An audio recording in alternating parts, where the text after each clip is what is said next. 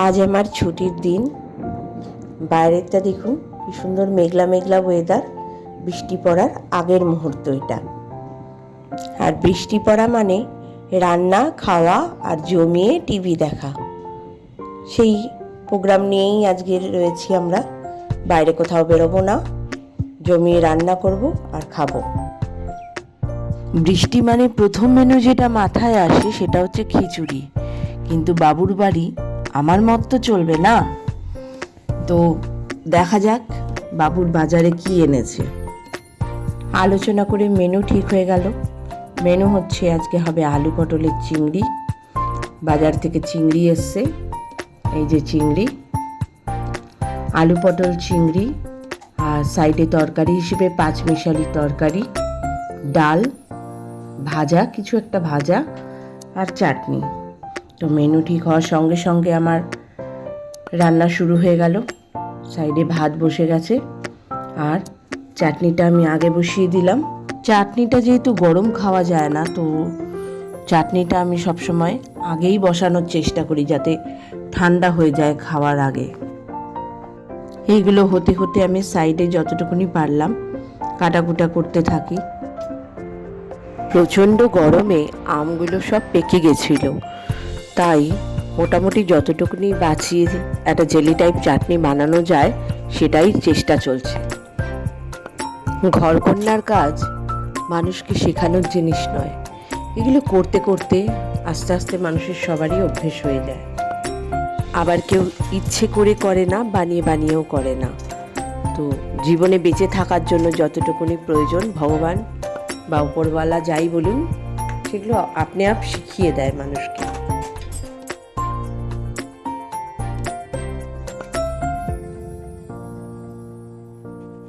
খাবার শেষে যেমন চাটনি লাগে, তেমন খাবার শুরুতে লাগে হয় শাক বা তেতো। তো বাড়িতে আজকে উচ্ছে আছে, তো সেহেতু সামনের মেনু হিসেবে উচ্ছে ভাজাই রাখলাম। তো মেনুতে একটা বেড়ে গেল। আমি আজ ভিডিওতে যা যা দেখাচ্ছি, বাঙালি পরিবারে এগুলো দেখার মতো নতুনত্ব আর কিছু নেই। সব ঘরে যা ঘটে আজ সেটাই দেখানো হচ্ছে। আমাদের যতই প্রতিভা থাক না কেন, হেসেলেই আসল কাজ। হেসেলের গুণ থাকলে সব ঠিকঠাক চলে যায়, সবার মাথাও ঠিক থাকে, আর আমরা গিন্নি হিসেবে প্রশংসা পাই।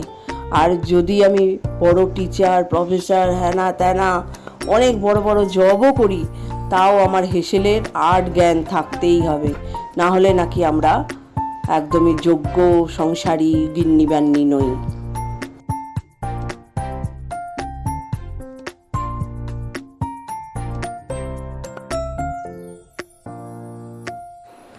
এক কথায় তুমি যতই যাই করো না কেন, ঘর যদি না সামলাতে পারো তাহলে তুমি শেষ। তো যাই হোক,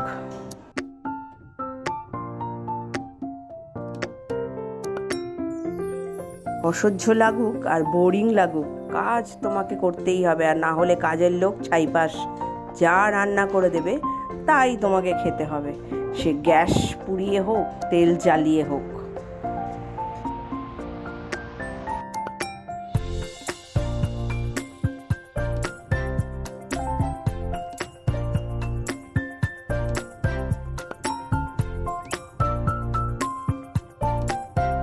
এদিকে আবার বেশ জোরেই বৃষ্টি শুরু হয়ে গেছে।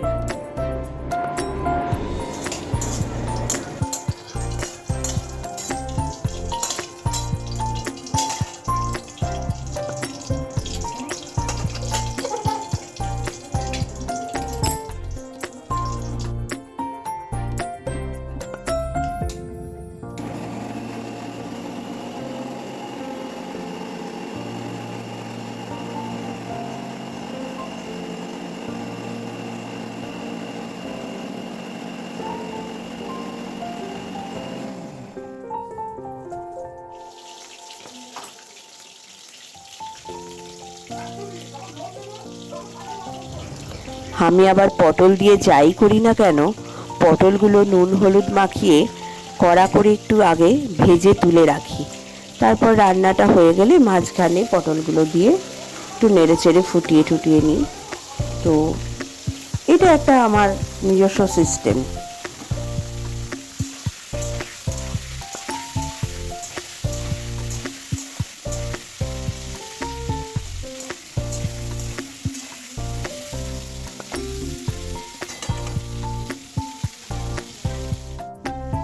চাটনিটা ঠান্ডা হয়ে গেছে।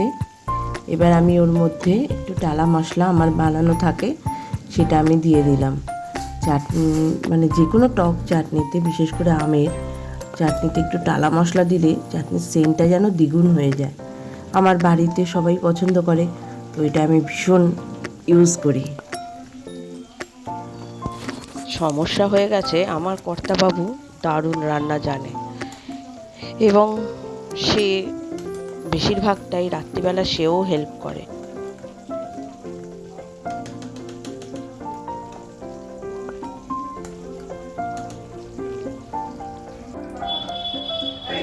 আমাদের বাড়ির রান্না করতে গেলে যে কেউ কনফিউজ হয়ে যাবে। কখনো বেশি তেল চলবে না, আবার কম তেলও চলবে না। তেল ভাসছে তরকারিতে, এরকম হলে তো কেলেঙ্কারি। কালার হতে হবে, মশলা বেশি চলবে না, আবার বেশি কষাও হবে না, বেশি ঝোলও থাকবে না, একটু গাঢ় গাঢ় ঝোলও হতে হবে। ও অসব অদ্ভুত চাহিদা। অজয়বাবুর বাড়ির রান্না মানে ঝামেলার জিনিস। এই সব কমপ্লিট করে আমাকে চলতে হবে।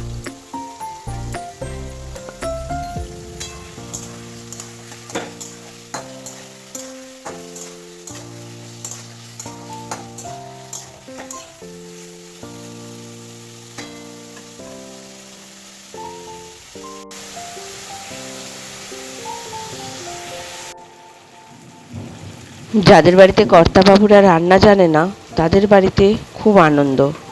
খেতে দিয়েও শান্তি, খাইয়েও শান্তি, কোনো খুঁত ধরবে না, কোনো নিন্দেও করবে না।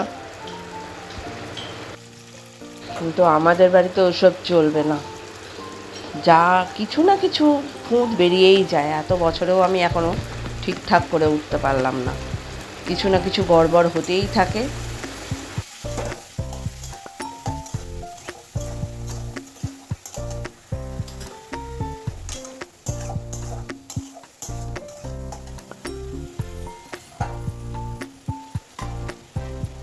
আলুটা অনেকটাই কষানো হয়ে গেছে।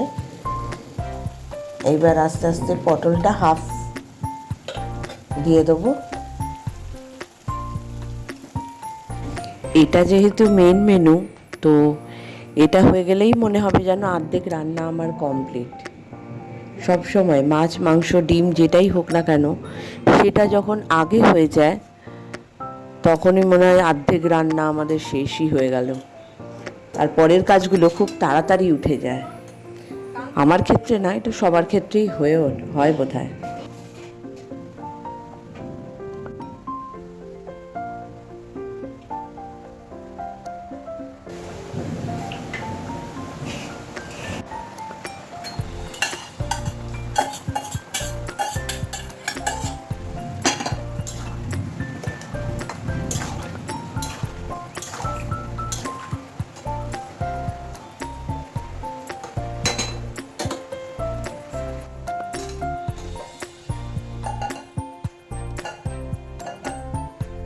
নামানো দেখে বুঝতেই পারছো যে